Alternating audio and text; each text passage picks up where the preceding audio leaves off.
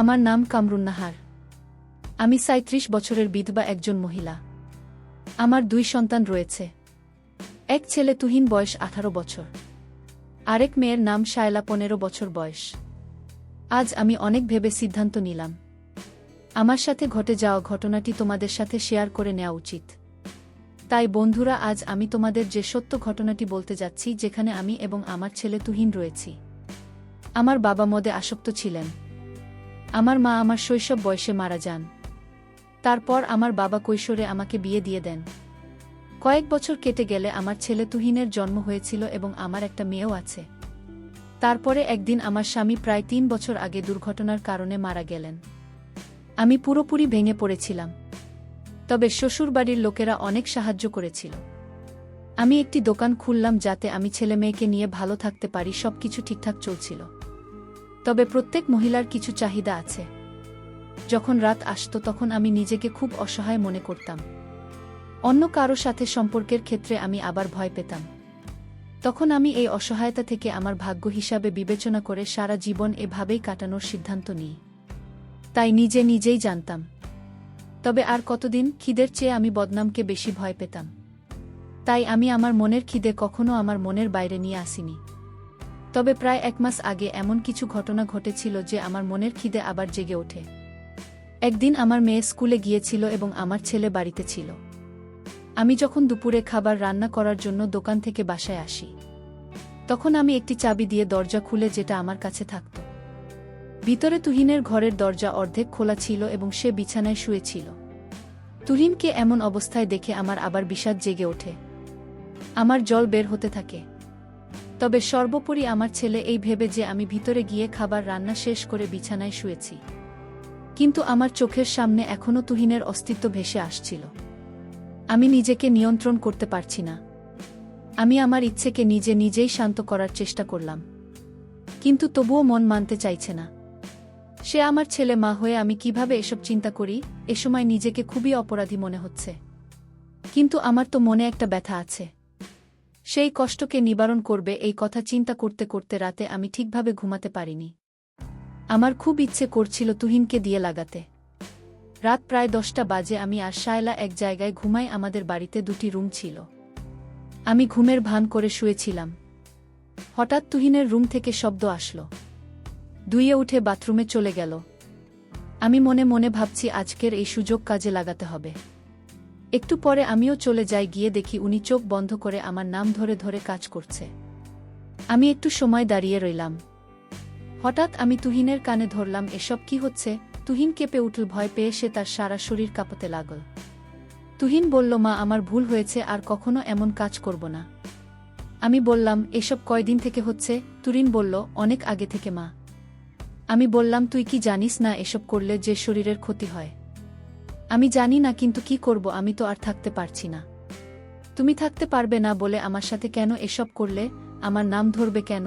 দুনিয়ার মানুষ তোর চোখে পড়েনি? মা, ভুল হয়েছে, আর কখনো এমন কাজ করব না। এখন তুমি আমাকে যে শাস্তি দেবে আমি মেনে নেব।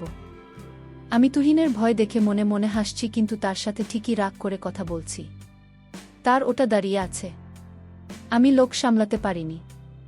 আর ভাবছি, আজ আমার এই সুযোগটা কাজে লাগিয়ে তুহিনকে আমার স্বামী বানাব। ঠিক আছে, আজ তোকে কিছু বলবো না, কিন্তু কাল তুই কলেজে যাবি না, তুই বাসায় থাকবে, তোর শাস্তি আছে।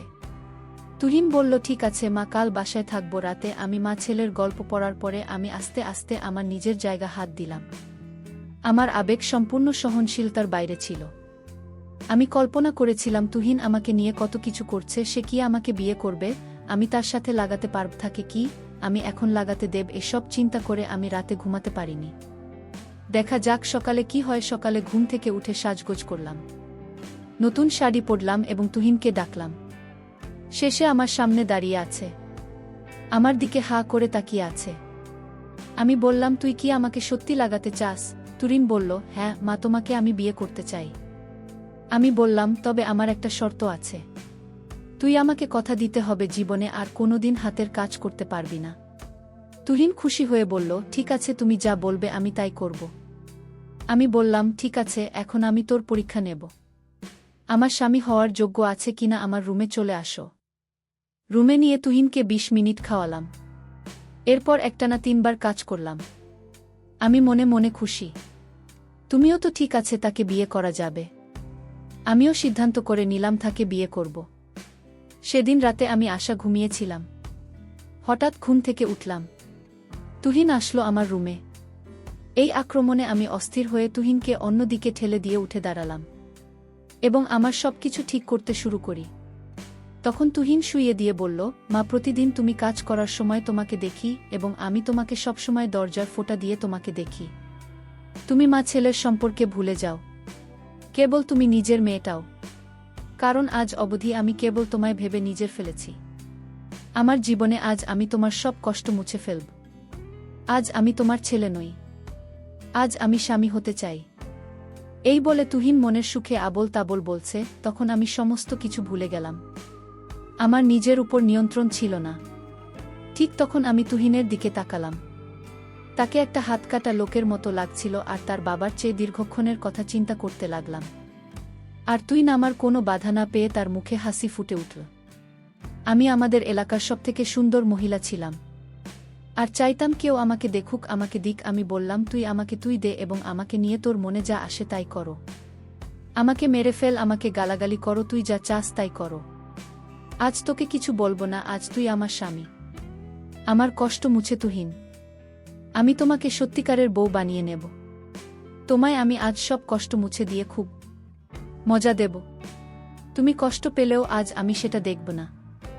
আমি আজ পুরো এলাকাটি জানাতে চাই যে তুমি আমার সাথে আছো। আমি খুব চিৎকার দিচ্ছি জুড়ে জুড়ে। আমার চিৎকার এত জোরে বেরিয়ে এলো যে কণ্ঠ শুনে আমার মেয়ে শায়লা ঘুম থেকে জেগে বলল, কি হয়েছে মা? আমরা মা ও ছেলে দুজনেই আমাদের কাজে ব্যস্ত। আমি বললাম, কিছু না রে মা, তুই ঘুমান। শালা বলল, মা, ভাইয়া তোমার সাথে কি করছে? আমি বললাম, তোর ভাই আমাকে ভালোবাসছে, তোর বিয়ে হলে তুই বুঝবি। আমি ভয় পেয়েছিলাম শায়লা কি বলবে, কিন্তু শালা বলল, মা, তোমরা প্রেম করো। আমি ঘুমাই। সালের কথা শুনে আমরা মা ছেলে হেসে উঠলাম। তুহিন বলল, আরে শালা, ভালোবাসার এই উপহার তোর বিয়ে হলে বুঝতে পারবি। আমি বললাম, হ্যাঁ। দুদিন কাজ করে করে বলল, মা, আমি প্রতিদিন তোমার সাথে কাজ করতে চাই। আমার লক্ষ্মী ছেলে, চিন্তা করিস না। এখন থেকে যখন তোর খেতে মন চাইবে তখনই আমাকে বলবি। শালা বলল, ভাইয়া তুমি আমাকে অনেক ভালোবাস তাই না? আমি বললাম, হ্যাঁ, মাকে খুব ভালোবাসি। আর এখন তুই ঘুমা। আমার মনে ভয় জেগেছিল যে শায়লা হয়তো এসব মেনে নেবে না, কিন্তু পরে শায়লা আমাদের নিয়ে কিছু বলেনি। আমিও আর কিছু সময় পর আমরা মা মেয়ে দুজনে ঘুমিয়ে পড়লাম। পরের দিন আমি দোকানে গিয়েছিলাম এবং আমার ছেলে কলেজে। দিনটি সাধারণ দিনের মতো চলে যায়। সত্যি বলতে আমি আমার স্বামীর চেয়ে আমার ছেলেকে বেশি পছন্দ করেছিলাম। আর এখন আমি অপবাদে ভয় পেতাম না, কারণ আমি বাড়িতে সব কিছু পেয়েছিলাম। রাত 9টা নাগাদ আমি দোকান থেকে বাড়ি চলে আসি। সালে তার পড়াশোনায় ব্যস্ত ছিল এবং তুহিন ল্যাপটপে কিছু একটা করছিল। আমি তার কাছে গিয়ে জিজ্ঞাসা করলাম, কি করছিস? তুহিন বলল, মা, আমি কলকাতায় একটি আন্তর্জাতিক কল সেন্টারে চাকরি পেয়েছি। মাসে বেতন 28,000 টাকা এবং আলাদাভাবে আমাদেরকে একটা ফ্ল্যাট দেওয়া হবে। আমি বললাম, এটা খুব খুশির সংবাদ। আমি এখানে আর থাকতে চাই না। চলো দোকানটি বিক্রি করে আমরা কলকাতায় চলে যাই। আমি, তুমি এবং শায়লা আমরা সেখানে আমাদের সম্পর্ক চালিয়ে যেতে সক্ষম হবে। যদিও বিষয়টি নিয়ে আমার মনে ছিল না, কিন্তু শ্বশুরবাড়ির কারণে আমি কিছুটা দ্বিধাগ্রস্ত ছিলাম। আমি তুহিনকে বললাম, এই বিষয়ে আমাদের আরও ভাবা উচিত। এত তাড়াতাড়ি কোনো সিদ্ধান্ত নেওয়া যাবে না। এরপরে আমি তুহিনকে বললাম, তুই মুরগি অনেক পছন্দ করি তাই না? তুহিন বলল, হ্যাঁ মা, আজ মুরগি রান্না করো। আমি তুহিনকে টাকা দিয়ে বললাম, তুই মুরগি এনে দে, আমি রান্না করছি।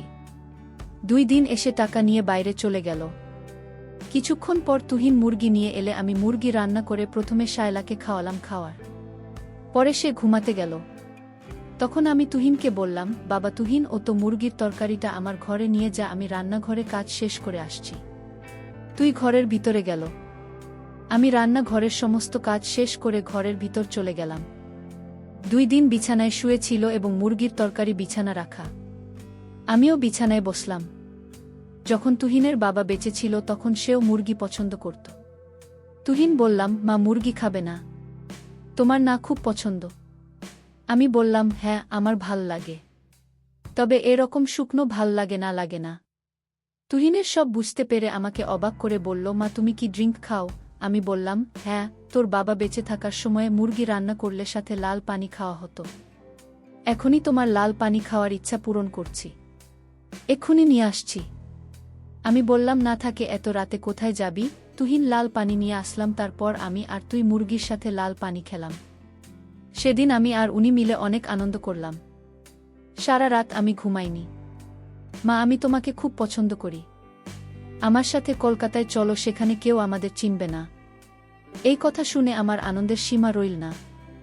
আমি বললাম, তুই ঠিক আছে, আমিও সারা জীবন তোর সাথে থাকতে চাই। তবে সেখানে যদি কেউ জিজ্ঞেস করে তোর বাবাকে এবং আমার সাথে সম্পর্ক কি, তখন তুই কি বলবি? তুমি চিন্তা করো না, বড় শহরে কাউকে নিয়ে কেউ ভাবে না।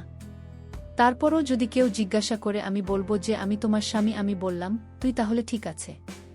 সেখানে আমাদের কেউ চিনবে না, সমাজে কেউ কিছু বলবে না, এবং আমরা বাকিটা জীবন সুন্দরভাবে উপভোগ করতে পারব। আর যখন তুমি বিয়ে করতে চাইবে, তখন আমরা অন্য শহরে চলে যাব। মা, আমি আর বিয়ে করব না, তোমাকে পেয়ে আমি খুশি। তুহিনের কথা শুনে আমি আনন্দে হেসে উঠলাম। তুমি কি বলছো মা? যত তাড়াতাড়ি সম্ভব পরিকল্পনা করতে হবে। কিন্তু শায়লাকে কিভাবে বুঝাবো? আমি বললাম, আমি তাকে বোঝাব, তুই চিন্তা করিস না। না, আমি তাকে সব বোঝাব। তবে আমিও তোর কাছ থেকে একটি জিনিস চাই। পরদিন সকাল 8টায় উঠলাম। আমাদের ঘুমে দেখে শায়লা স্কুলে চলে গেছে। তবে এটা আমাদের পক্ষে ভালো ছিল। তাই সকালের নাস্তা শেষে আমরা পরিকল্পনা তৈরিতে ব্যস্ত হয়ে পড়ি। ব্যাপারটা কি হবে এবং তাকে কিভাবে রাজি করানো যায়। দুপুর 2টায় শায়লা স্কুল থেকে এসে চুপচাপ ঘরে ঢুকে আওয়াজ দিলে, এখানে এসো। আমি সঙ্গে সঙ্গে তার কাছে গিয়ে জিজ্ঞাসা করলাম, কি হয়েছে রে শালা? সকালে তুই নাস্তা না করে স্কুলে গেলেই যে? শালা বলল, গত রাতে আমি সব কিছু দেখেছি। কারণ বাবা চলে যাওয়ার পরে আর তোমাকে এত খুশি দেখিনি। আমি বললাম যে এটা কাউকে বলবি না। আর এখন আমরা সবাই কলকাতায় যাব। তাই নাকি? মাশাআল্লাহ, খুশি হয়ে যায়। তবে আমার পড়াশোনা ঠিকঠাক হবে তো? আমি কাউকে কিছু বলবো না, তুমি আর ভাই যা ঠিক মনে করো তাই করো। আমি তোমাদের পুরোপুরি সমর্থন করব। এই কথা শুনে আমার মন খুশিতে ভরে গেল এবং আমি তুহিনকে সব বললাম। এর কয়েকদিন পর আমরা কলকাতায় রওনা দেওয়ার পরিকল্পনা শুরু করলাম। দোকান বিক্রি করে অনেক টাকা পেয়েছি। সব কিছু ঠিকঠাক করে নির্দিষ্ট সময় অনুযায়ী আমরা সকলেই কলকাতায় যাওয়ার জন্য স্টেশনে পৌঁছলাম এবং ট্রেন আসার সাথে সাথে উঠে বসলাম। 2 দিন পুরো কেবিন বুক করে নিয়েছিল। তাই আমরা সকলে আরামে বসে দুপুরের খাবার খেয়ে কিছুক্ষণ শুয়ে পড়লাম। সন্ধ্যা 6টায় আমার ঘুম ভাঙা। কিন্তু তুহিন এবং শায়লা তখন ঘুমিয়েছিল। আমি তাকিয়ে দেখলাম এখন ট্রেন আমাদের শহরকে অনেক দূরে ফেলে এসেছে। আমি ভাবলাম তুহিন ঘুম থেকে ওঠার আগে তাকে অবাক করে দেওয়া যাক। আমি একটা টপ আর জিন্স পরে ট্রেনের জানালা দিয়ে বাইরে তাকিয়ে তুহিনের ওঠার জন্য বসে থাকলাম। প্রায় 7টার দিকে তুহিন ঘুম থেকে উঠে অবাক হয়ে আমার দিকে তাকিয়ে আছে। মা, তোমাকে তো চেনাই যাচ্ছে না, নায়িকা দীপিকার মতো লাগছে। আমি বললাম, তুই তো জানিস তোর বাবা চলে যাওয়ার পর আমি কতটা কষ্টে ছিলাম। এখন আমরা নতুন শহরে চলে যাচ্ছি। তাই আমি ভাবলাম আমিও নিজেকে নতুনভাবে সাজিয়ে জীবনের সকল সুখ খুঁজে নিই। আমি তোমাকে সব সময় সুখী দেখতে চাই না, কারণ আমি তোমাকে সব সময় কাঁদতে দেখেছি। শালা ঘুম থেকে উঠে আমার দিকে হা করে তাকিয়ে আছে। মা, তোমাকে খুব সুন্দর লাগছে। তুমি যে কাজে সুখ পাও তুমি তাই করো, এতে আমার খুব ভাল লাগবে। তাই মা, তুমি যা কিছু করতে চাও তা করো, এতে আমার সর্বদা সমর্থন থাকবে। আমার মেয়ের মুখ থেকে এমন কথা শুনে আমি মনে মনে খুব খুশি হই, এই ভেবে যে আমার মেয়ে আমার মনের সব কষ্ট বুঝতে পেরেছে। তখন আমি শায়লাকে বললাম যে তোর বাবার পরে এখন আমি কেবল তোর ভাইয়ের মাঝে সুখ খুঁজে পাই। নতুন শহরে যদি তোর ভাইকে বাবা বলতে হয় তবে কি তোর কোনো আপত্তি থাকবে? শালা বলল, আমি জানি এবং আমি দেখেছি ভাই তোমাকে খুব ভালোবাসে, তাই তাকে বাবা বলতে আমার কোনো সমস্যা নেই। যদি ভাইকে বাইরের লোকের সামনে বাবা বলতে হয় তবে আমি তাই বলবো, কারণ আমি তোমায় শুধু সুখী দেখতে চাই। আমি কাঁদতে কাঁদতে আমার সোনা মেয়ে আর আমি আমার মেয়ের কপালে চুমু খেলাম। শালা বলল, ভাই মা তোমার সাথে খুব খুশি, এটা দেখে আমার খুবই ভালো লাগে। আমি তোমাকে সুখে রাখার জন্য যথাসাধ্য চেষ্টা করি। এভাবে রাত 9টা বেজে গেল। রাতের খাবার আসো। আমরা সবাই হাত ধুয়ে বসলাম। তখন শালা বলল, এই কথা আমাকে খানিকটা নাড়া দিয়েছিল। তখন জনবল, আমি চাই তুমি সব সময় ভাইয়ের সাথে বসে খাবার খাও। এই কথা শুনে তুহিন আমার হাত ধরে তার দিকে টেনে নিয়ে গেল এবং আমাকে তার সাথে বসিয়ে দিল। চিন তুলে উপরের বার্থে বসা। এভাবে আমরা দুজনেই খাবার খাচ্ছিলাম। তারপর তুহিন রসগোল্লা বের করে আমাকে একটা দিল। আমি রসগোল্লা নিয়ে গেলাম। তখন জল খাওয়া শেষ করে নিচে নেমে আমরা দুজনেই তাড়াতাড়ি করে বসে পড়লাম। আমাদের দিকে তখন ওয়েটার এসে খালি প্লেটগুলো নিয়ে গেল। তুহিন বলল, মা আগামীকাল কলকাতা যাওয়ার পর আমরা যা খুশি তাই করব। তার এমন কথা না চাইলেও আমাকে মানতে হলো। তারপর আমরা চুপচাপ ঘুমিয়ে পড়লাম আমাদের নিজ আসনে। পরদিন সকাল 7টায় আমরা কলকাতায় পৌঁছলাম। আমরা তিনজন ট্রেন থেকে নেমে হোটেল বুক করলাম। প্রথমে হোটেলের একটি রুম নেই। তারপর নাস্তা শেষে আমরা সকাল 9টার দিকে বাজারে যাই এবং সেখানে যাওয়ার পরে আমি বিয়ের কেনাকাটা কিছু কিনলাম।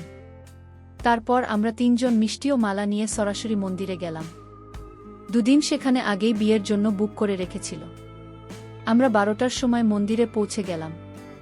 কিছুক্ষণ পরে পুরোহিত এসে প্রথম বরকে অর্থাৎ তুহিনকে বসা। তারপর আমাকে ডাকলেন। আমি গিয়ে তুহিনের পাশে বসলাম।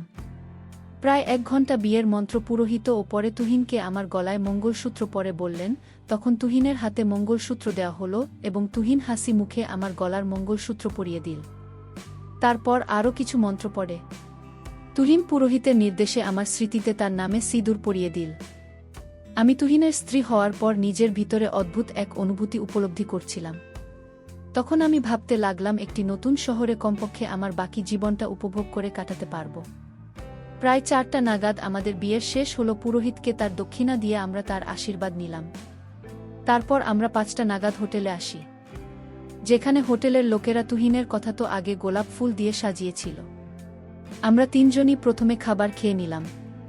তখন শালা বলল, আমি তোমাকে আর বাবাকে এভাবে সারা জীবন একসাথে দেখতে চাই। আমি কিছুটা স্তব্ধ বোধ করলাম। তখন তুহিন বলল, ঠিক আছে, তুমি সোফায় বসে আমাদের ছবি তুলবে এবং আমাদের স্মৃতি স্মরণীয় করে রাখার জন্য একটি ভিডিও বানাবে। এরপরে আমরা একটা বাসা নিলাম। এভাবে কেটে গেল 6 মাস। আজ আমাদের বিয়ের 2 বছর হলো। আজ আমি তুহিনের ছেলের মা। তো বন্ধুরা, আজকের ভিডিওটি এখানেই শেষ করলাম। রাত জেগে অনেক কষ্ট করে ভিডিওটি তোমাদের জন্য বানিয়েছি। যদি ভিডিওটি ভালো লেগে থাকে তাহলে অবশ্যই একটি লাইক এন্ড চ্যানেলটি সাবস্ক্রাইব করবেন। এই আশা ব্যক্ত রেখে আপনাদের কাছে বিদায় নিচ্ছি। দেখা হবে আগামীকালের নতুন কোনো ভিডিওতে। সে পর্যন্ত তোমরা সবাই ভালো থেকো। ভিডিওটি দেখার জন্য তোমার অসংখ্য ধন্যবাদ।